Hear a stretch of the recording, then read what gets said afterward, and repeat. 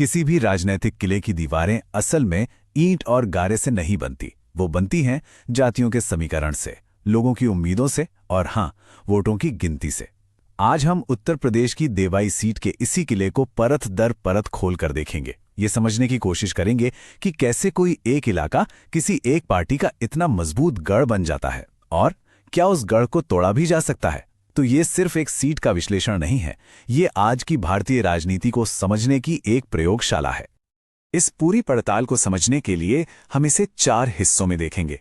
सबसे पहले जमीनी हकीकत, यानी कि वहां का सामाजिक ताना बाना। फिर हम देखेंगे कि ये चुनावी किला आखिर बना कैसे। इसके बाद हम विपक्ष की दुविधा पर नजर डालेंगे कि उनके सामने चुनौतियां क्या हैं।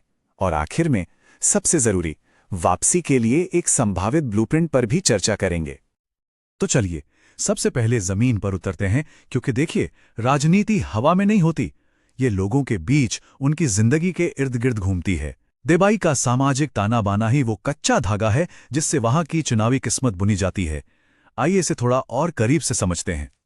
तो ये है देवाई विधानसभा सीट संख्या 68, उत्तर प्रदेश के बुलंदशहर जिले का एक अहम हिस्सा। यहां लगभग 3,48,000 मतदाता हैं। अब जरा सोचिए, ये संख्या कई छोटे देशों की कुल आबादी से भी ज्यादा है। ये सिर्फ एक आंकड़ा नहीं है, ये उन लाखों आवाजों का प्रतीक है जो हर 5 साल में अपना भविष्य तय करती हैं। और यही वो चुनावी मैदान है जिस पर सारी लड़ाई लड़ी जानी है। अब यहां का जो चुनावी गणित है वो बहुत दिलचस्प हो जाता है। ऊपर से देखें तो 77% हिंदू और 22% मुस्लिम आबादी हैं। लेकिन देखिए, चुनाव में जीत हार का असली खेल इन बड़े बड़े आंकड़ों के अंदर छिपा होता है। हिंदू आबादी के भीतर ही करीब करीब 21% अनुसूचित जाति के वोटर्स हैं।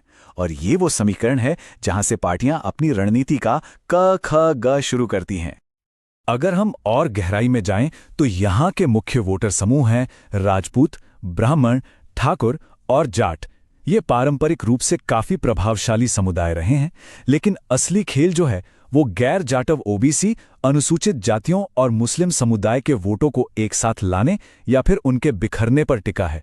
पार्टियां इन्हीं अलग अलग धागों को जोड़कर जीत की चादर बुनने की कोशिश करती हैं, और जो इस सामाजिक गणित को साध लेता है, जीत उसी की होती है। तो जमीनी हकीकत समझने के बाद अब जरा उस किले को देखते हैं जो इन आंकड़ों पर खड़ा हुआ है।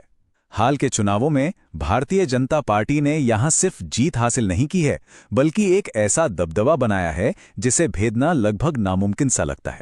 सवाल यह है कि आखिर ये किला बना कैसे। चलिए इसकी दीवारों के पीछे झांकते हैं।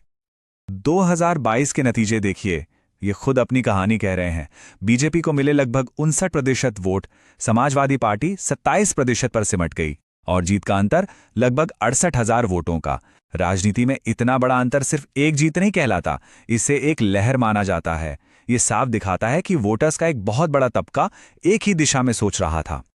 और हाँ, ये 2022 की जीत कोई अचानक नहीं हुई थी।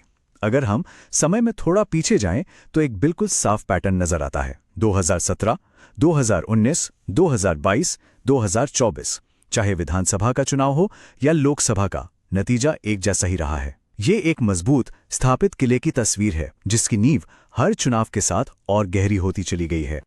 एक और आंकड़ा है जो बहुत कुछ कहता है, और वो है बढ़ता हुआ मतदान।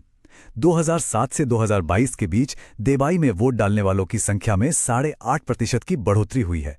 राजनीति में ये एक बहुत बड़ा संकेत होता है। जब भी मतदान बढ़ता है तो इसका मतलब अक्सर ये होता है कि कोई एक पक्ष अपने वोटरों को घर से निकालकर बूथ तक लाने में ज्यादा कामयाब रहा है। और दिलचस्प बात यह है कि यह बढ़ोतरी बीजेपी के दबदबे वाले दौर में ही हुई है। तो इस दबदबे के स्तंभ क्या हैं? 4 मुख्य वजह हैं। पहला, डबल इंजन की सरकार, यानी केंद्र और राज्य दोनों जगह सत्ता में होने का सीधा फायदा। दूसरा, कल्याणकारी योजनाएं जो सीधे लोगों के घरों तक पहुंच रही हैं।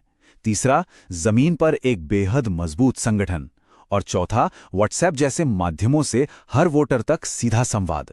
ये चारों मिलकर एक ऐसा चक्रव्यूह बनाते हैं जिसे तोड़ना बहुत मुश्किल हो जाता है। और यहीं पर यह याद रखना जरूरी है कि एक स्वस्थ लोकतंत्र में सूचना का सही और जिम्मेदार प्रवाह हर वोटर का अधिकार है और हर दल की जिम्मेदारी भी। लेकिन हर किले के बाहर एक चैलेंजर, एक चुनौती देने वाला भी खड़ा होता है। तो अब सिक्के का दूसरा पहलू देखते हैं, विपक्ष और खासकर समाजवादी पार्टी इस अभेद्य दिखने वाले किले के सामने इतनी बेबस क्यों नजर आती है? इसे समझना उतना ही जरूरी है जितना कि विजेता की रणनीति को समझना। इसे हम चैलेंजर की दुविधा कह सकते हैं। समाजवादी पार्टी के लिए सबसे बड़ी चुनौती उनका अपना वोट बैंक है। उनका जो पारंपरिक आधार है यादव और मुस्लिम, वो यहां जीत दिलाने के लिए काफी नहीं है। मुस्लिम आबादी तो करीब 22% है, लेकिन यादव समुदाय की संख्या यहां बहुत कम है।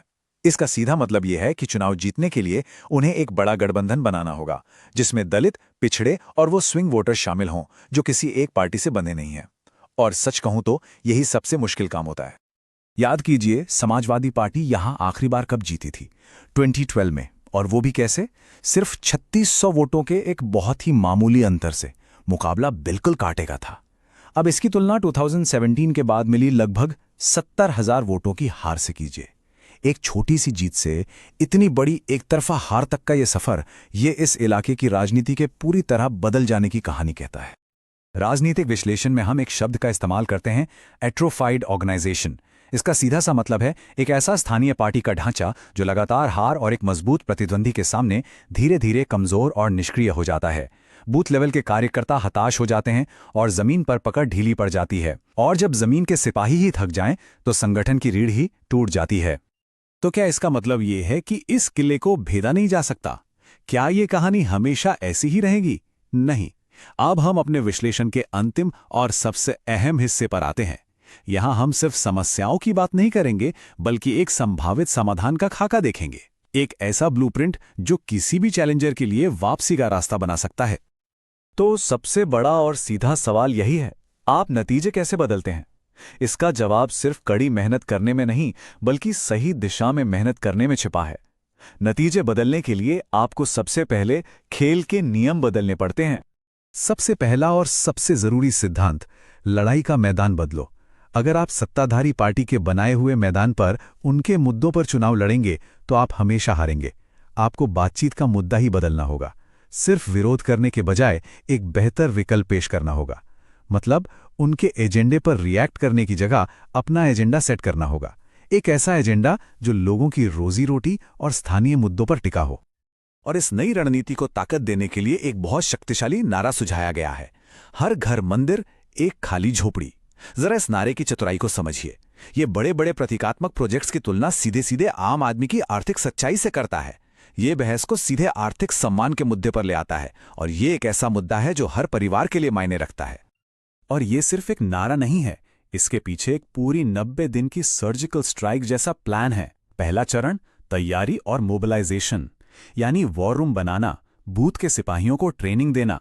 दूसरा चरण, जमीन पर उतरना, गांव-गांव में न्याय भरो सभा के जरिए लोगों से सीधा संपर्क साधना।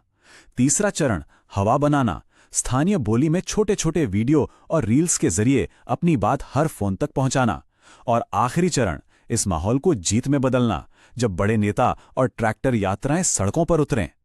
इस पूरी रणनीति का जो भविष्य का विजन है, वो इस एक लाइन में झलकता है, भगत समाज के हाथ में किताबें और ट्रैक्टर। ये बांटने वाली बयानबाजी के मुकाबले शिक्षा और कृषि के जरिए तरक्की का एक सकारात्मक रास्ता दिखाता है। ये विकास का वो मॉडल है जो सीधे लोगों की जिंदगी और उनके आत्मसम्मान से जुड़ता है। और जब हम लोगों के सम्मान की बात करते हैं तो इसमें उनके निजी डेटा का सम्मान भी शामिल है, जिसकी सुरक्षा की गारंटी हमारा कानून भी देता है। और ये पूरा विश्लेषण हमें एक बहुत बड़े सवाल पर लाकर छोड़ता है। डिजिटल मैसेजिंग और गहरी जड़ों वाले वोटिंग पैटर्न के इस युग में क्या स्थानीय शिकायतों और रोजी रोटी के मुद्दों पर टिका एक जमीनी अभियान वाकई हवा का रुख मोड़ सकता है? देबाई का ये मामला सिर्फ एक सीट की कहानी नहीं है, ये भारत के लोकतंत्र के भविष्य से जुड़ा एक अहम सवाल है। इसका जवाब तो भविष्य ही देगा, लेकिन उस जवाब को लिखने की कलम, जमीनी रणनीति और सटीक डेटा के हाथ में ही होगी।